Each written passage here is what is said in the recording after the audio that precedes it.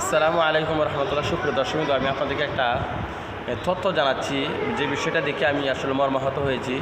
দেখেন, আমার হাতে আছে কয়েকটা টাকা। তো আমার হাতে আছে 40 টাকা।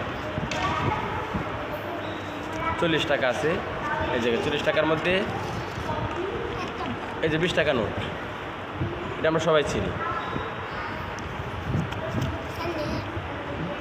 এটা বর্তমান সচল টাকা যেটা চলে। আর একটা নোট এই যে 20 টাকা।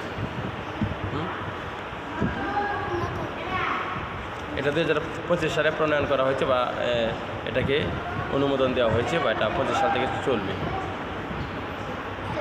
তো এই যে এখানে যে বিষয়টা আমি আপনাদেরকে দেখাতে চাই বা আপনাদের সাথে আমি শেয়ার করতে চাই, সেটা হলো এই যে দেখছেন শাস্তা জু মন্দির, দিনাজপুর। তো যেখানে বাংলাদেশের মধ্যে 98% মুসলমান, সেই মুসলমানদের মসজিদের অস্তিত্বকে বিলীন করে যেখানে 2% মানুষ হিন্দু, তাদের এই হিন্দুত্ববাদকে এখানে কায়েম করা হচ্ছে টাকার মধ্যে। যেটা দেখে আমার কি বলবো, প্রতিটা রক্ত গরম হয়ে গিয়েছে, আমার শরীরের পশমগুলো দাঁড়িয়ে গিয়েছে। আমি মর্মাহত হয়েছি, তার প্রতিবাদ জানাচ্ছি। এটা কখনো হতে পারে, এটা বাংলাদেশের মানুষ মেনে নেবে না।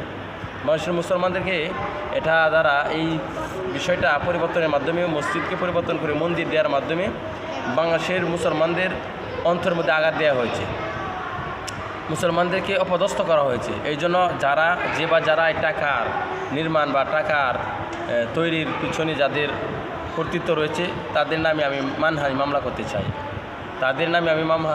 করতে চাই। এবং তাদেরকে আমি উচিত একটি শিক্ষা দিতে চাই যে তারা 92% বা 98% মুসলমানদের দেশে এই দুঃসাহস কোথায় থেকে পেল যে মুসলমানদের অন্তরে আঘাত দেবে।